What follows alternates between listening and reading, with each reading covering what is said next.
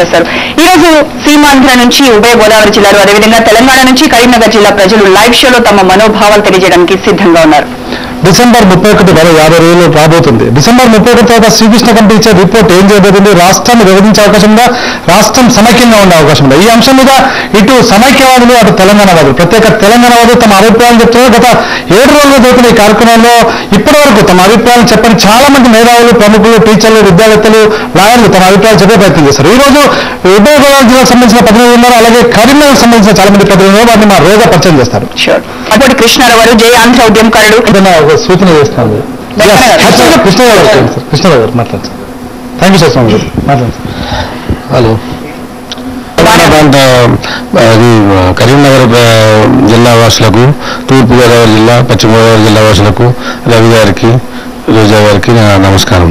మేము యాక్చువల్గా డిసెంబర్ నుంచి కూడా ఇంతకుముందు 72లో ఆంధ్ర ఉద్యమం ఎప్పుడు ఉంది. మాకు ప్రత్యేక ఆంధ్ర కావాలని నిరాంధ్ర ఉద్యమంలో పాల్గొన్న వాళ్ళని అందరూ మేము అప్పుడు బాగా చిన్నపిల్లలం. అయితే అప్పట్లో మాకు 400 మంది జనం చచ్చిపోయారు. కాకా వెంకటరత్నం గారు కూడా చాలా ఛాలెంజ్ చేశారు. అసలు ఒరిజినల్గా ఈ ఆంధ్ర రాష్ట్ర అవతరణం అనేది పొట్టి శ్రీరాములు గారు మద్రాసులో అన్యాయం జరుగుతుందని విడదీశారు.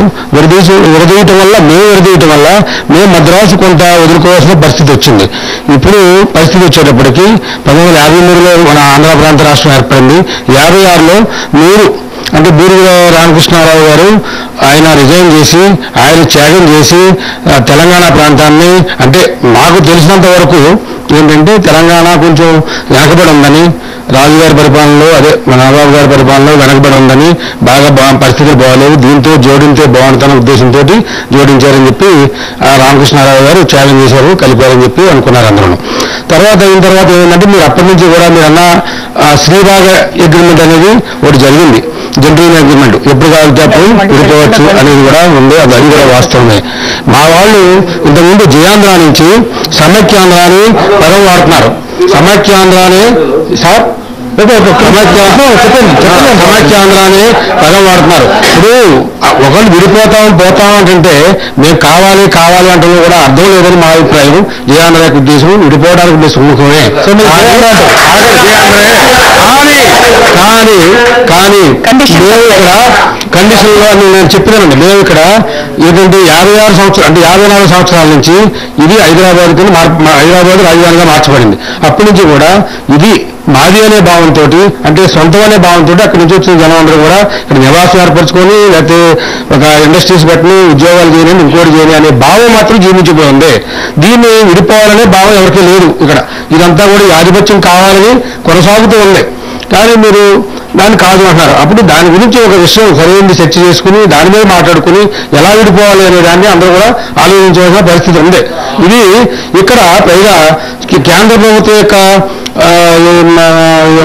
ఇది మిలిటరీ కానివ్వండి, లేకపోతే పరిశ్రమలు కానీ, ఇంకోటి కానీ ఎన్నో అనేక ఈ సంస్థలు ఉన్నాయి ఇక్కడ.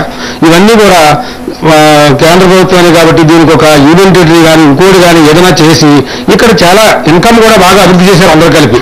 దాన్ని కూడా మా ప్రాంతం బాగా అనుకోకపోలేదు. ఇంతకు ముందు బాగుండేది మాది. సో అది బ్రిటిష్ గవర్నమెంట్ లో ఆంధ్ర రాష్ట్రం చాలా ముందు ఉండేది. సో ఈ అవతరణ అయిన తర్వాత మాత్రం వెనకబడిపోయాం. మీ రాష్ట్రం బాగా అభివృద్ధి అయింది. మొత్తం మీద విడిపోవాలి ఉంది మాకు అందుబాటు లేదు. ఒకే మీరు ఉన్నారు సార్ హైదరాబాద్ అంటే ఓకే. సీలింగ్ భూముల గురించి సీలింగ్ భూములు ఎప్పుడు కాదు సార్ చెప్తున్నాం వినండి సార్. మా దగ్గర సార్ మా దగ్గర